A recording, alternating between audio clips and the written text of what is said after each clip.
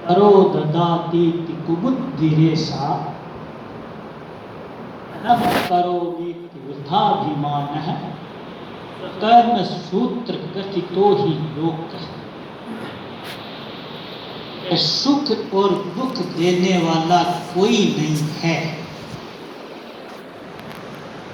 अगर कोई ये मानता है कि इसने मेरे को दुख दे दिया, दूसरा आदमी मेरे को दुख देने वाला है, ऐसा कोई मानता है तो वो कुबुद्धि है, वो कुबुद्धि वाला आदमी है। दुख देने में दूसरे को कारण मानता है। और कोई ये मानता है कि मैं करता हूं, मैंने सुख दे दिया, मैंने ऐसा कर दिया, ये भी के वृद्धाभिमान है। अहम करोमि कि वृद्धाभिमान है। कर्म सूत्र कथितो ही लोक है। इसलिए न तो कोई सुख देने वाला है और न कोई दुख देने वाला है। सब अपने ही कर्मों की डोरी से बंधे हुए हैं। जिसने जैसा कर्म किया है उसको वैसा ही फल मिलता है।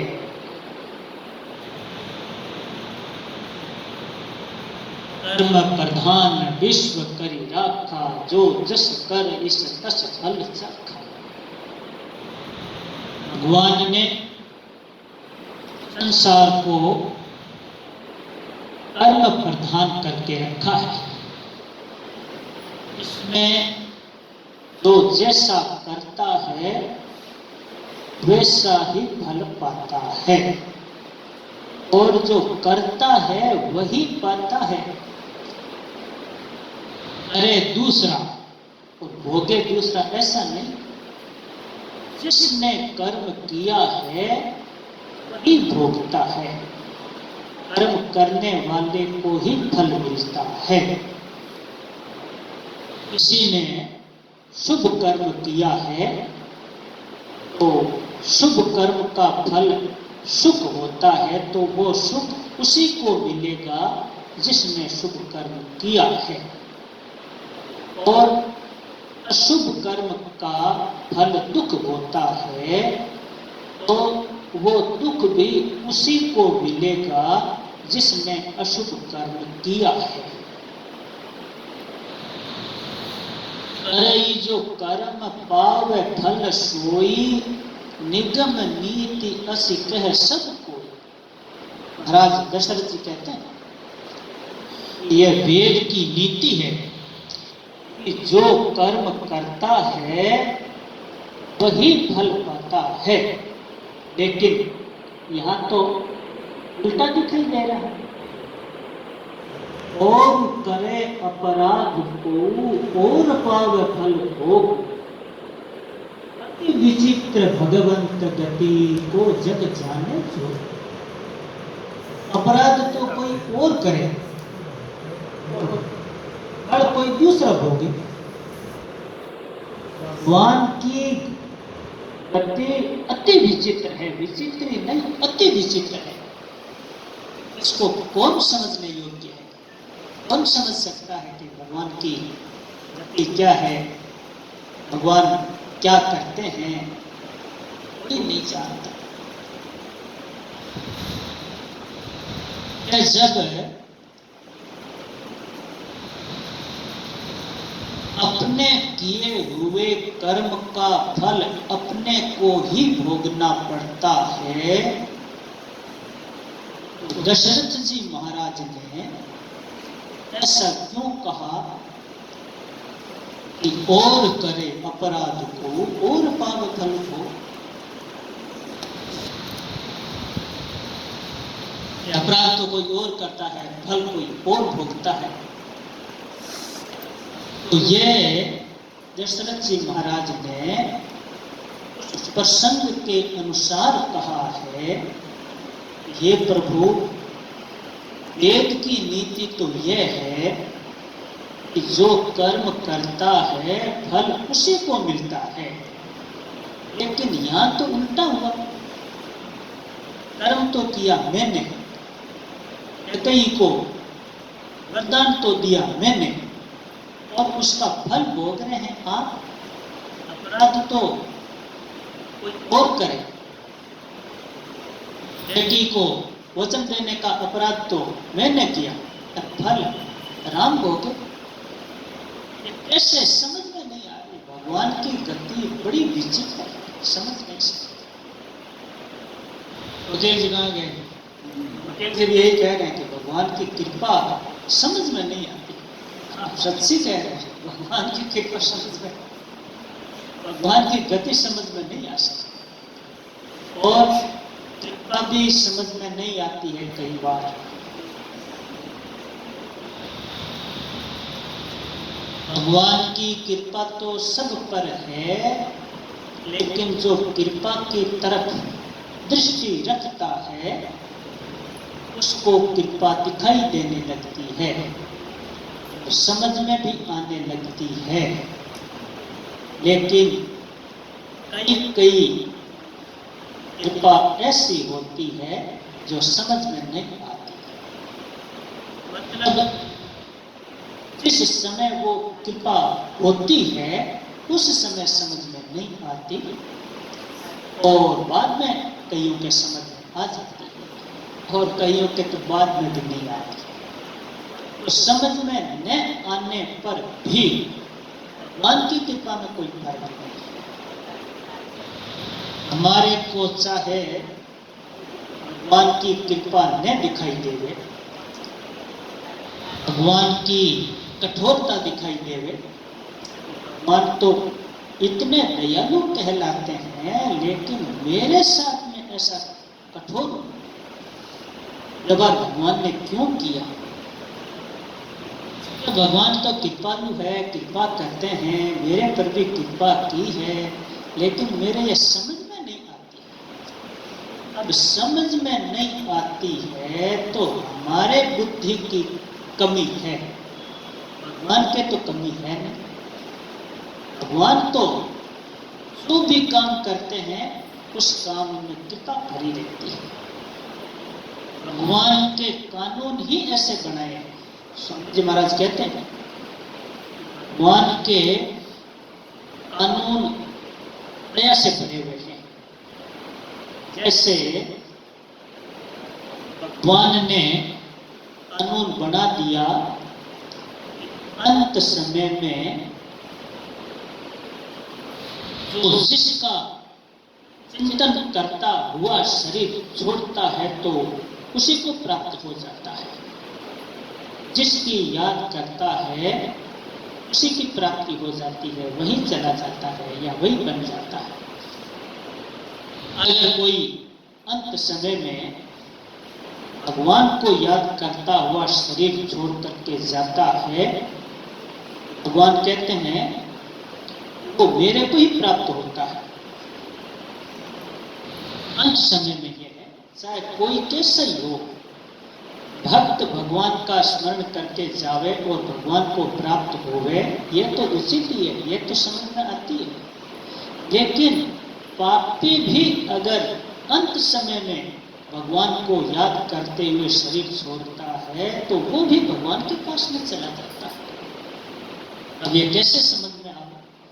उम्र भर पाप किया, अंत में भगवान को याद किया तो सब पाप माफ, और उसकी वो गति हुई जिन्होंने उम्र भर भक्ति की। उम्र भर भक्ति करने से जिसकी गति हुई भगवान के धाम में गया, उसी धाम में वो पापी चला गया। ऐसे समझ में कि भगवान का कानून ऐसा है, कोई भी जिसकी याद करता वहीं चला जाता है, चाहे पापी हो पुण्यात्मा हो कैसा ही हो। तो इसमें दया क्या है भगवान की? इसमें दया ये बताई है कि जितनी कीमत में कुत्ते का शरीर मिले, अंत समय में कोई कुत्ते को याद करता है, कुत्ते को याद करता हुआ शरीर छोड़ता है तो वो कुत्ता बन जाता है, तो कुत्ते की जोड़ी मिल जाती है।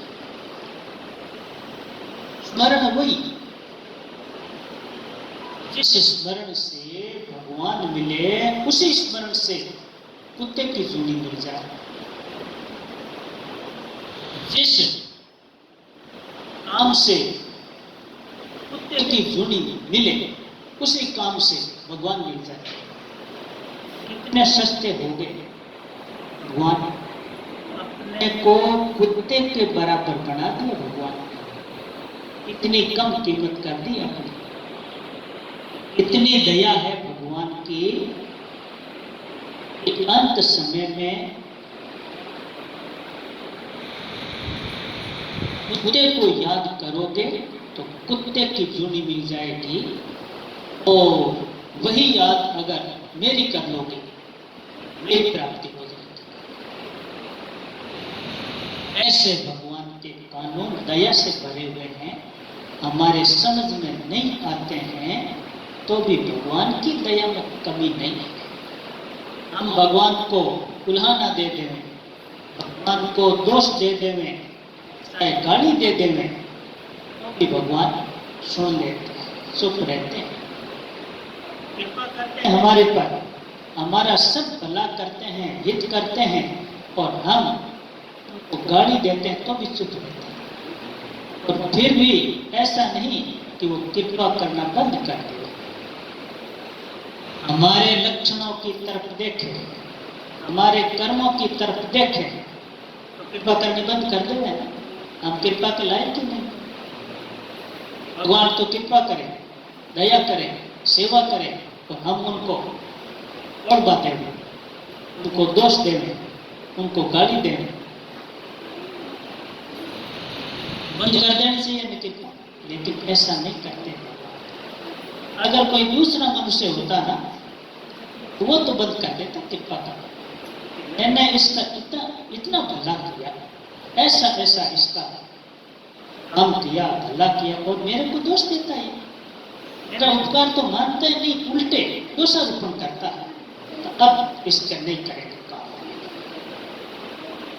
मनुष्य तो ऐसा कर देता, लेकिन भगवान नहीं करता। भगवान के पास में तो कृपा ही कृपा है, पर वो मूर्ति कृपामयी है। कोई मूर्ति होती है ना, पत्थर की मूर्ति, पत्थर की मूर्ति में पत्थर ही पत्थर है, सोने की मूर्ति में सोना ही सोना है। ऐसे भगवान की मूर्ति में कृपा ही कृपा है, कृपा से बड़ी हुई है। सोने की मूर्ति में सोने का अलावा क्या है? कुछ नहीं, सोना ही सोना है। ऐसे भगवान की मूर्ति में क्या है कि कृपा ही कृपा, कृपा के अलावा कुछ नहीं। ऐसे भगवान कृपा से बने। ऐसे भगवान को बारंबार नमस्कार। हमारे समझ में न आवे उनकी कृपा, तो भी कृपा करते रहते हैं। ऐसे कृपालु भगवान को बारंबार मैं करूँगा। सीताराम सीताराम। ठीक है,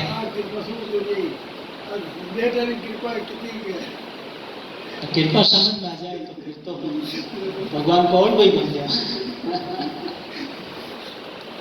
अब समझ में नहीं आता, आज कमी भगवान की है कि आपा नहीं?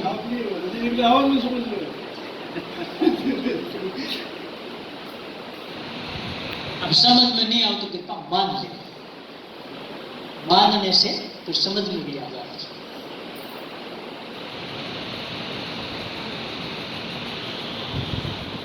वैद्य जब इलाज करता है ना, तो किसी आदमी को तो घी खाने को कह देता है, तुम घी खाया करो, कमजोर हो, घी खाने से मजबूत हो जाओगे। और किसी आदमी को जो कमजोर नहीं है, ऐसा शरीर खुला हुआ भी है, लेकिन उसका इलाज करने के लिए वैद्य जुलाब दे देता है। चलते फिरते आदमी को खाट में डाल देता है, चल फिर नहीं सकता, ऐसा कर देता है। किसी को तो घी खिलाया, ऐसा मजबूत बना दिया, और किसी को जो चलता फिरता उसको पटक दिया। अब कोई वैद्य को कहे कि वैद्य ऐसा, वैद्यराज ऐसे क्या करते हो आप तो सच में यमराज के सहोदर होते। वैद्यराज नमोस्तु वैद्यराज नमस्तुभ्यम, यमराज सहोदर है। यम हरति प्राणा वैद्य प्राण धनानि से, कि वैद्यराज आपको नमस्कार है, आप यमराज के सगे भाई हैं। यमराज तो एक प्राणों को ही छीनते हैं, आप प्राणों को भी छीनते हो और धन को भी छीनते हो। वैद्य को यमराज का भाई कहा है, तो आप वास्तव में यमराज के भाई हैं।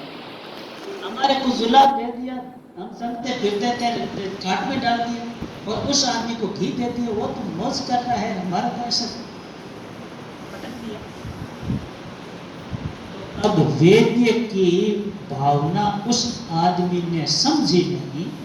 वैद्य तो समझते हैं कि इसका पेट खराब है, पहले इसका एक कोष्ठ शुद्धि करेंगे, इसका पेट साफ करेंगे, तब इसके दवाई काम करेगी, नहीं तो दवाई काम करेगी नहीं। इसलिए वैद्य ने हित के लिए उसको जुलाब देकर के खाट में पटक दिया, और फिर इलाज करेगा, ठीक कर देगा। लेकिन उसका तो इतनी बर्दाश्त ही नहीं हुई, दोष देने लग गए। तो वो रोगी मूर्ख हुआ या वैद्य का दोष है? वैद्य तो ठीक कर रहे हैं, उस रोगी के समझ में नहीं आया। ऐसे भगवान हमारे पर कभी कभी ऐसी कृपा कर देते हैं, लाभ दे देते हैं। हमारे भीतर में कोई गड़बड़ी है तो उसको साफ करते हैं, और हम कह देते हैं कि भगवान ये काहे के भगवान, हमारे तो ऐसा कर दिया, हमारे कृपा समझ में नहीं आ रही भगवान आपकी। अरे समझ में नहीं आ रही है तो कमी आपकी है, भगवान की कमी थोड़ी। भगवान तो ठीक कर रहे हैं, इसलिए भगवान को छुट्टी दे दो। भगवान जो आप करते हैं ना वो ठीक ही करते हैं। वैद्य को तो छुट्टी दे देते हैं, कभी कभी तो हम लिख करके दे देते हैं कि आप मार दोगे तो भी आप पर कोई कार्रवाई नहीं होगी। वैद्य पर तो इतना भरोसा कर लेते हैं, अपनी मृत्यु स्वीकार कर लेते हैं, तो भले ही वैद्यराज हमारे को मार, आपको कोई दोष नहीं देगा। और भगवान को हम, भगवान मारते नहीं तो भी वो तो भला करते हैं, फिर भी दोष देते हैं। हमारे समझ में नहीं आती, वो समझ में आती है कि वैद्य बड़ी बात, वैद्य इलाज करता है तो लिख करके दो, आप मर गए तो हमारी कोई जिम्मेवारी नहीं है, क्या ठीक है, जिम्मेवारी नहीं है, उस पर तो भरोसा कर ले। तो जबकि उनके हाथ में नहीं है, कई बार मर जाता है रोगी, वो नहीं चाहते और कुछ नहीं होता, पहले लिखा लेते हैं। लेकिन भगवान के ऐसा नहीं, फिर भी दोष देते हैं। ये हमारी एक समझदारी का अभिमान कह सकते हैं। मुझे भजन गाता नहीं कि समझदारी में हुयो फिरे बावड़ो रे, समझदारी में हुयो फिरे बावड़ो रे, जमरे तू तारी खानी पड़सी मां, थारी साथी उम्र नाटी क्यों हुई गई। भगवान का नाम नहीं लेता, साथी उम्र आगे, 60 वर्ष आगे, बालक थे तब तो के बड़े हो गए तब काम करेंगे, जवान हो गए और फिर क्या अभी तो बुढ़ापा है, अब बुढ़ापा आ गया तो अब कब भजन करेगा, अब तो मृत्यु की बारी है। तुम्हारी साटी बुद्धि तुम नाठी होगी, तुम्हारी ये बुद्धि 60 वर्ष में क्यों भाग गई, क्यों सठिया गई। भगवान का नाम नहीं लेता, अब कब लेगा। आज कहे मैं काल भजोर, काल कहे फिर काल, आज काल के करत ही अवसर जा शिक्षा, अरे माथे नगारा बाजे मौत नारे,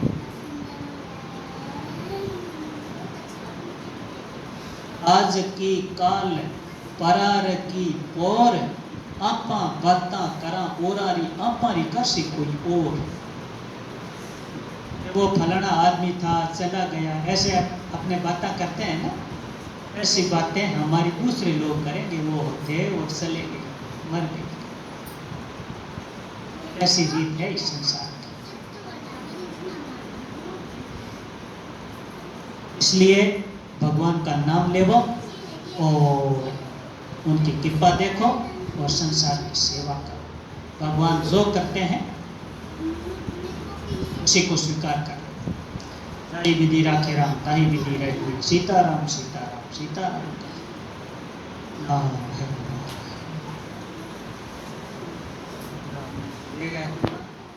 होगी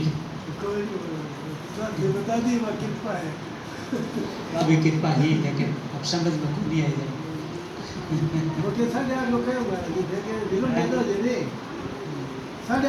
ये महाराज जी ने नहीं कहा, मैंने कहा अरे तो थारी महाराज जी भी एक अरे एक तो नहीं, एक कारणों से हो गया, आप सब हो गया तो